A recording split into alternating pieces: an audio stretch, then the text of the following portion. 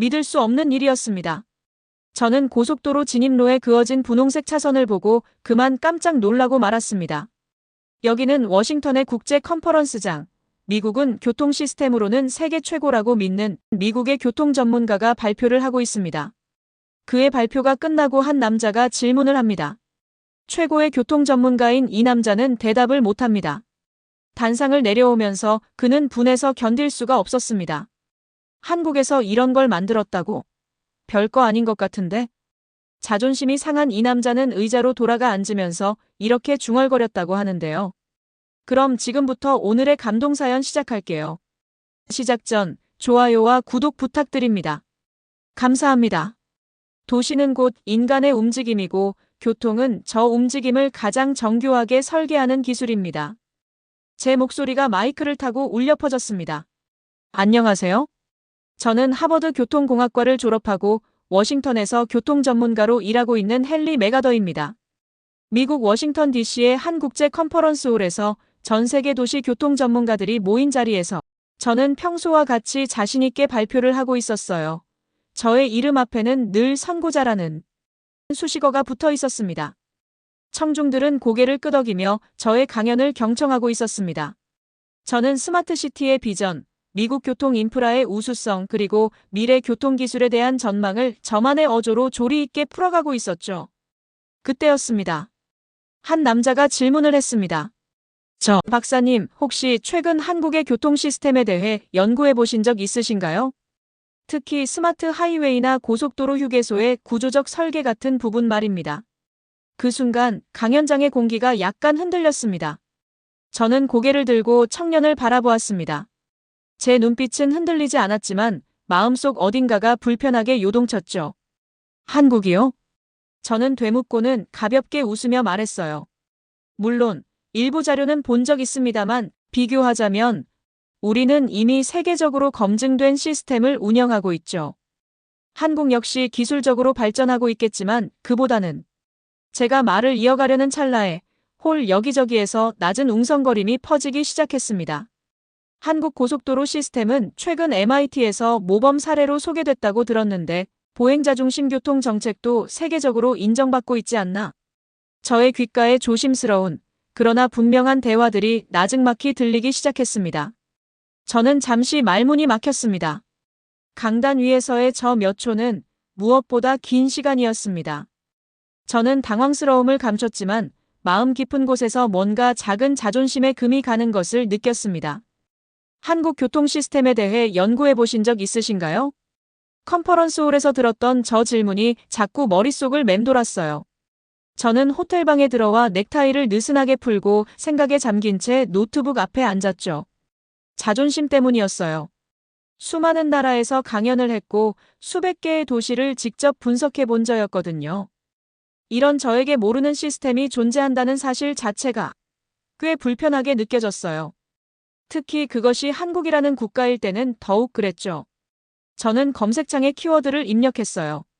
사우스 코리아 하이웨이 시스템. 몇 초 만에 수십 개의 기사, 보고서, 연구 논문이 화면을 가득 채웠어요. 저는 스크롤을 내리면서 생각했죠. 예상보다 정보가 많군. 하지만 기술 수준은 결국 미국에 못 미치겠지. 저는 OECD 교통통계, MIT 도시교통 리포트, 그리고 국제도로연맹의 글로벌 인프라 평가 보고서까지 하나씩 천천히 훑어보기 시작했어요. 그런데 이상했어요. 보고서에는 이런 문장이 반복해서 등장했죠.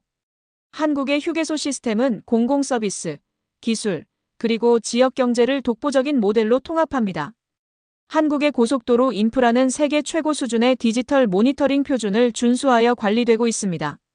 한국 고속도로의 진입로는 사람을 위한 설계가 매우 돋보입니다. 무슨 뜻이지? 고속도로 휴게소가 공공서비스와 연결돼 있다고? 저는 미국의 휴게소를 떠올렸어요. 자동차 기름을 넣고 자판기에서 음료를 하나 뽑고 화장실을 들러 다시 떠나는 그저 이동 중의 쉼터 아닌가? 그러나 한국의 시스템은 달랐어요. 지역 특산품 판매, 청년 창업 공간, 첨단 화장실 관리 시스템 그리고 AI 기반 혼잡도 예측 시스템까지 있었죠. 저렇게까지 할 필요가 있나?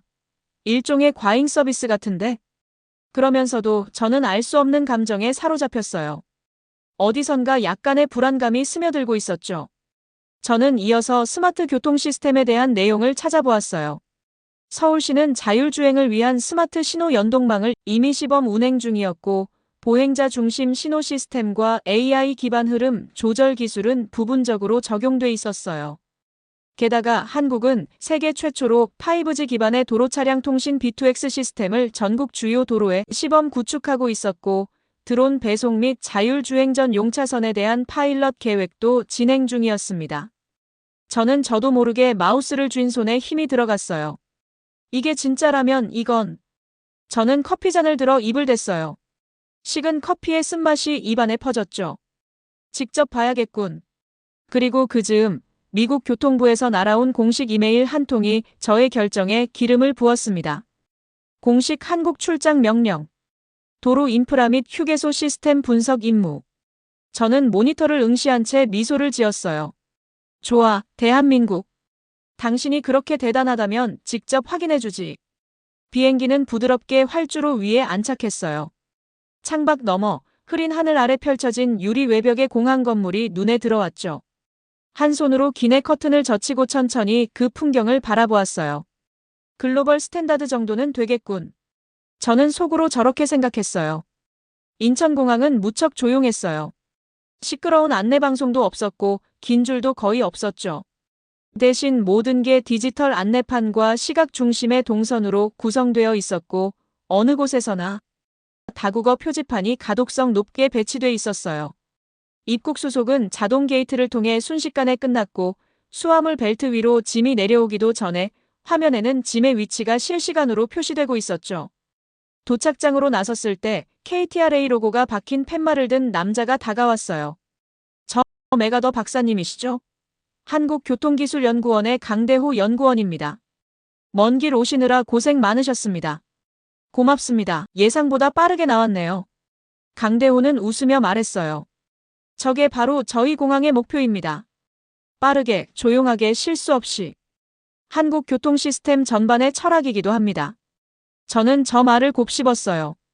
언젠가 미국 교통 세미나에서 본인이 했던 말과 비슷했죠. 단지 저건 목표였고 현실은 아니었어요.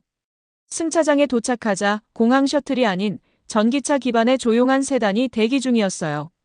공항 주변은 지금 B2X 통신망이 시범적으로 구축돼 있어요. 셔틀 차량과 교통 인프라 간의 데이터를 실시간으로 주고받고 있죠. B2X를 실도로에서요? 네, 현재는 차세대 지능형 교통 시스템 CITS의 일환으로 일부 구간에서 운영 중입니다. 세종시나 제주도 같은 곳에서는 시범적으로 도입돼서 교통 흐름 개선과 보행자 안전에 큰 효과를 봤죠. 정부는 2027년까지 전국 주요 도로에 이 기술을 확대 적용할 계획이라고 합니다. 저는 조용히 고개를 끄덕였어요. 차량 사물간 통신. Vehicle to Everything. 차량이 도로, 신호등, 심지어 보행자와도 정보를 실시간으로 주고받는 통신 시스템. 제가 오래전부터 주장해왔던 미래형 교통의 핵심 기술이었어요. 하지만 정작 미국에선 아직 각 주마다 인프라 규격조차 통일되지 않았고 상용화는커녕 개념 검증 단계에 머물러 있는 곳도 많았죠. 작은 나라에서 이 정도를? 이건 생각보다 훨씬 빠르잖아. 저는 처음으로 진심 어린 놀라움을 느꼈어요. 차창 밖으로는 매끄럽게 연결된 도로, 교차로마다 정확히 정렬된 안내판, 그리고 깔끔하게 포장된 차선이 지나가고 있었어요. 도시로 가까워질수록 고층 건물들이 시야에 들어왔고 저는 무심코 하나를 물었어요. 서울의 신호 시스템, 지금도 시간 기반인가요? 아니면 감응식? 둘 다 아닙니다. 지금은 딥러닝 기반의 예측 알고리즘으로 제어합니다. 보행자 흐름, 차량 밀도, 날씨까지 반영하죠. 예측이라고요? 네. 현재 상황에 반응하는 게 아니라 10초 후 상황을 예측하고 먼저 반응합니다. 저는 그 말에 침묵했어요. 자신이 수년간 주장해온 기술. 그러나 정작 아직 미국 내에선 제대로 구현되지 못한 기술. 한국에서 시작되고 있다는 사실이 저의 머릿속에서 무언가를 조용히 깨뜨리고 있었어요. 이번 출장은 단순한 출장으로 끝나지 않겠군. 차량은 한강을 지나 서울 시내로 진입했어요. 저는 차창 밖으로 펼쳐지는 도심 풍경을 눈으로 쫓았죠. 고층 건물이 빽빽하게 들어서 있는 와중에도 도로 위의 질서가 흐트러지지 않았고 무엇보다 보행자 중심의 설계가 눈에 띄었어요. 차량들이 정지선에서 조금도 벗어나지 않았고 횡단보도에는 바닥에 LED 신호등이 깔려 있었죠. 저는 눈을 깔며 고개를 기울였어요. 저건 뭐죠? 바닥에서 빛이 나는 건 처음 봐요. 시야 아래에서 신호를 인지할 수 있도록 설계한 LED 신호등입니다. 기본적인 안전이 기술보다 먼저 와야 하니까요. 저는 고개를 끄덕였어요. 제가 설계했던 수많은 교통 시스템엔 사용자 경험보다 기술 구현이 앞서 있었던 기억이 스쳐 지나갔죠. 한국 교통 시스템은요, 강대호가 조용히 말했어요. 기술보다 먼저 사람을 봅니다. 저는 그 말에 아무 대꾸도 못했어요. 그저 살짝 입술을 다물고 다시 창밖을 바라보았죠. 무언가 안쪽에서 울리는 듯한 기분이었어요. 우리 차는 도심을 빠져나와 고속도로 진입로로 접어들었어요. 저는 차량 흐름이 매끄럽다는 사실에 놀랐어요. 톨게이트는 전면 무인화되어 있었고 차량 번호 인식과 자동 요금 시스템이 자연스럽게 작동되고 있었죠. 고속도로 위에는 실시간 교통정보 전광판이 주행 속도를 안내하고 있었고 기상 변화에 따라 제한 속도를 자동 조절하는 시스템도 연동되어 있었어요. 측면엔 CCTV와 도로 감지기가 연결되어 있었고 차량의 흐름은 어디서도 정체되는 느낌 없이 흘러갔죠. 이 도로에도 일부 구간에서 B2X 테스트가 진행되고 있어요. 강대호가 말했어요. 아직은 시범 단계지만 서울과 세종, 제주 같은 곳에서 실험이 꽤 성공적이었죠. 2027년까지 전국 주요 도로에 확대할 계획입니다. 저는 고개를 끄덕였어요. 차세대 교통기술이 여기서부터 시작되고 있다는 사실은 저에게 작은 놀라움을 넘어서 조용한 경외심을 안겨주었죠. 그때 강대호가 다시 말을 이어갔어요. 곧 도착할 곳은 아마 박사님이 예상하신 휴게소와는 조금 다를 겁니다. 조금 다른 정도인가요? 저는 미소를 지으며 되물었어요. 강대호는 창밖을 바라보며 말했어요. 직접 보시는 게 좋겠습니다. 저곳은 단순한 정차 공간이 아니라 한국 교통 문화의 진심이 담긴 곳이거든요. 저는 시선을 돌려 창밖을 바라봤어요. 저의 마음속 어딘가가 기대라는 감정에 가까워지고 있다는 것을 이제는 부정할 수 없었어요. 차량은 고속도로를 따라 부드럽게 달렸어요. 내비게이션 화면에는 처인휴게소라는 이름이 표시돼 있었죠. 저는 조용히 밖을 바라보면서도 휴게소라는 단어에 별다른 기대를 하지 않았어요. 미국에서 휴게소란 그냥 지나가는 중간 지점이죠. 주유, 화장실, 그리고 가공식품 몇 가지가 있는 것이 보통 일반적인 휴게소니까요. 저는 스스로에게 말하듯 중얼거렸어요. 하지만 저는 고속도로 진입로에 그어진 분홍색 차선을 보고 그만 깜짝 놀라고 말았습니다. 아, 이게 컨퍼런스에서 질문했던 그 남자가 말하던 거구나. MIT에서 모범 사례로 소개됐다는 그거. 너무 쉽고 안전하게 차량을 유도해주고 있는 안내선을 보고 감동을 받았습니다. 그리고 휴게소로 진입하면서 멀리서 보이는 건물은 생각했던 모습과는 전혀 달랐어요. 유려한 곡선을 그리며 펼쳐진 유리 외벽, 건축적으로 분리된 주차 동선과 보행자 전용 접근로, 그리고 전광판에 떠있는 실시간 혼잡도 알림 시스템. 저, 박사님 여깁니다. 강대호가 말했어요. 차량이 정차하고 차에서 내린 저는 말없이 주변을 둘러봤어요. 먼저 눈에 들어온 건 정면에 위치한 디지털 정보 키오스크였어요. 휴게소 전체의 시설 안내, 메뉴, 혼잡도, 충전소 위치까지 모바일 UI처럼 직관적으로 정리돼 있었죠. 그 옆에서는 조용한 움직임의 로봇이 바닥을 청소하고 있었어요. 저는 잠시 발걸음을 멈췄어요. AI 로봇인가요?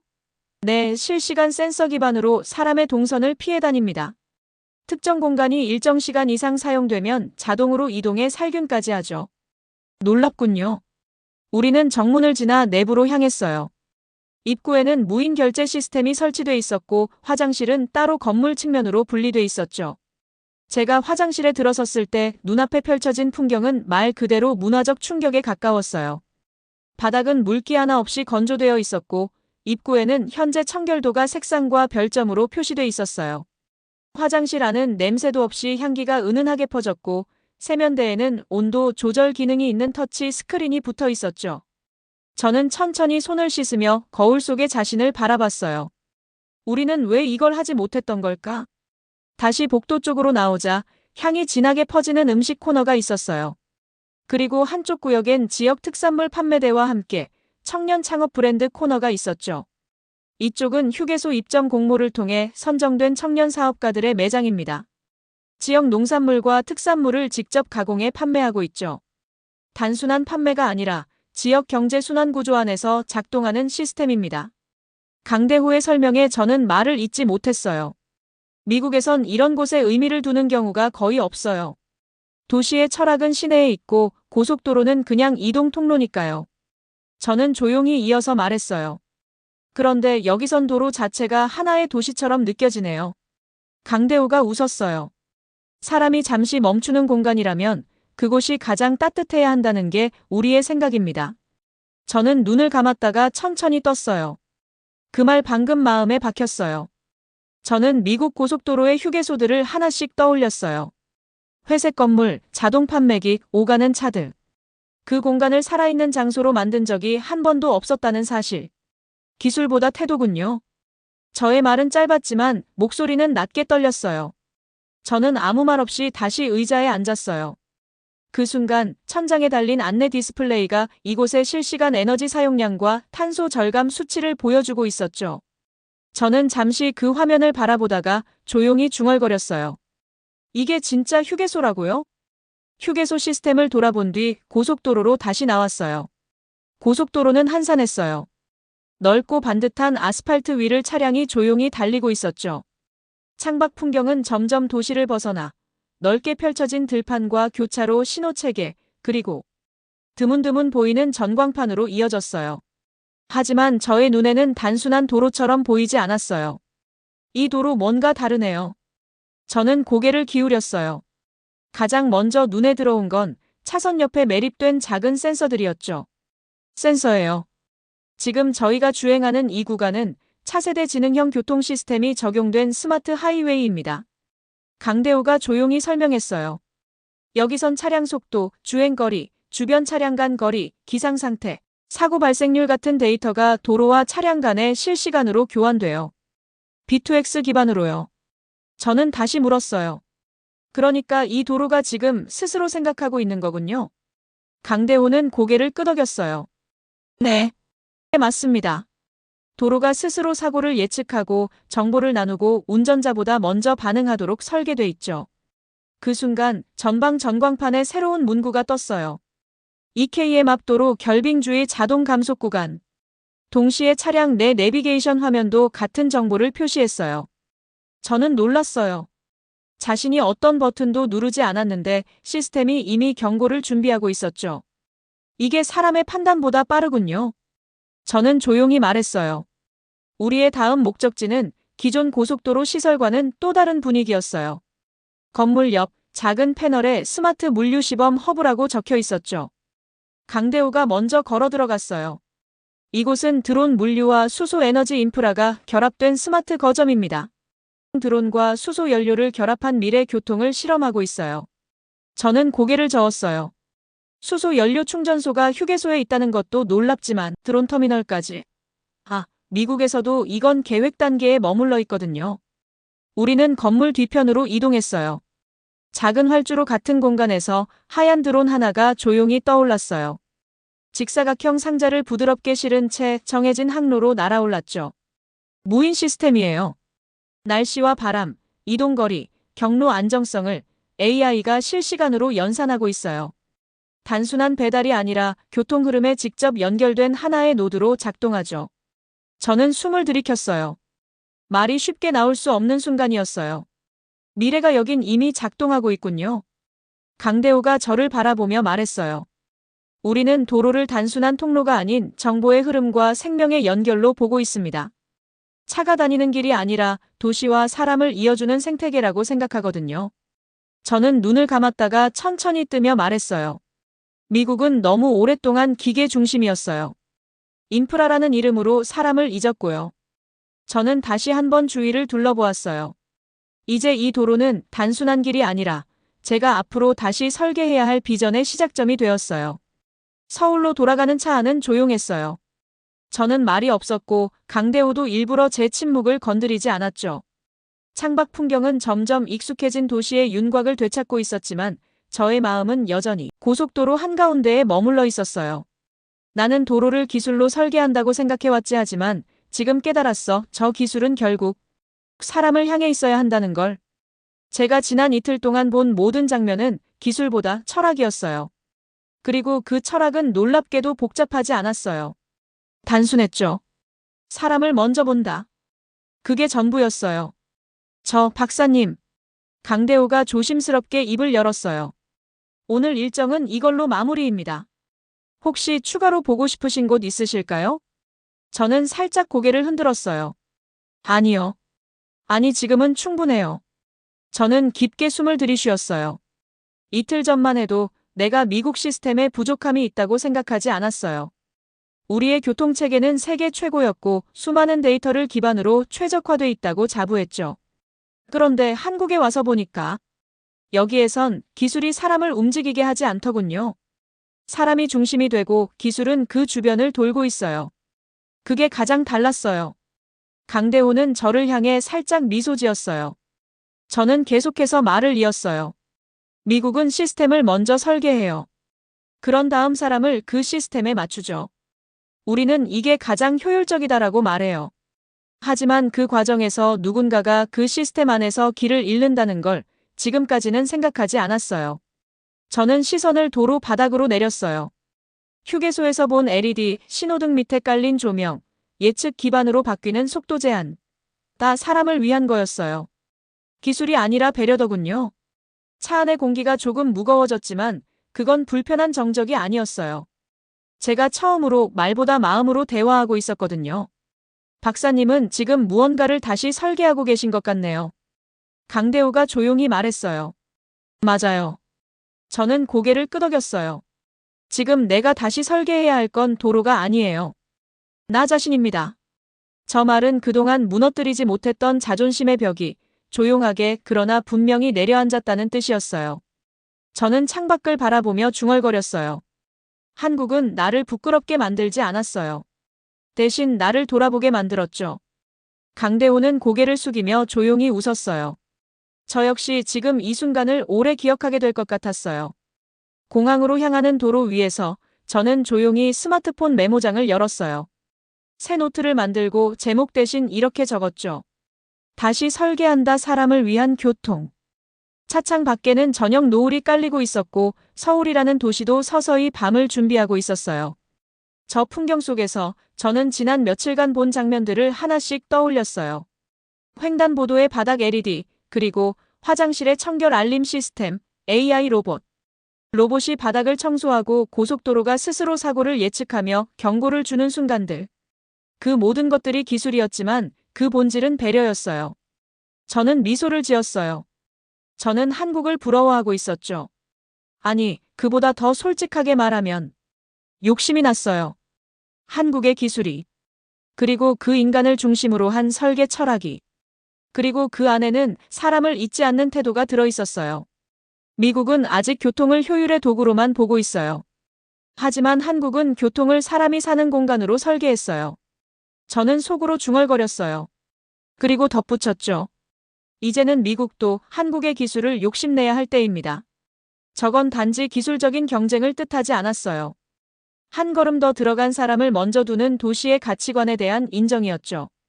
저는 마지막으로 고개를 들어 창밖의 풍경을 한 번 더 바라보았어요. 여기선 도로가 단순한 길이 아니었고 신호등이 단순한 제어 장치가 아니었어요. 사람을 멈추게 하고 사람을 배려하고 사람이 안심할 수 있도록 도와주는 것. 그게 교통의 목적이라면 저는 이제부터 그걸 설계하고 싶었어요. 비행기가 날아오를 때 저는 조용히 창밖을 보며 마지막 메모를 남겼어요. 이 길 끝에서 나는 나를 다시 만든다. 보스턴, 오후 3시. 저는 한 대형 컨퍼런스 무대에 서 있었어요. 저의 발표 주제는 단순했지만 그 안엔 깊은 울림이 담겨 있었죠. 한국에서 배운 것들은 기술이 아닌 철학이었습니다. 강연장은 조용했어요. 수백 명의 전문가와 관계자들, 그리고 여러 나라에서 온 도시 설계자들이 제 말을 경청하고 있었죠. 제가 본 한국의 교통 시스템은 단순한 기술의 집합이 아니었습니다. 저건 사람을 먼저 생각하는 문화였어요. 신호 하나, 휴게소 하나, 도로 하나까지도요. 스크린에는 서울의 바닥 LED 신호 스마트 휴게소, 그리고 드론 물류 허브를 차례로 보여주고 있었어요. 한국은 기술을 자랑이 아니라 배려로 썼습니다. 그게 가장 강력한 힘이었어요. 저는 천천히 말을 멈추고 객석을 바라봤어요. 미국은 지금까지 시스템을 만들고 사람을 그 시스템에 적응시키려 했습니다. 하지만 이제는 달라져야 합니다. 저는 자신있게 선언했어요. 이건 한국을 베끼는 게 아닙니다. 한국으로부터 배우는 일입니다. 그 말이 끝났을 때 홀 안에서 작은 박수가 번졌고 그 박수는 이내 진심을 담은 긴 박수로 이어졌죠. 그날 이후 저의 보고서는 미국 교통부뿐 아니라 유럽과 동남아시아, 중동의 여러 교통정책팀으로도 전달됐어요. 한국이 만든 시스템은 이제 세계가 참고하고 따라가는 모델이 되었습니다.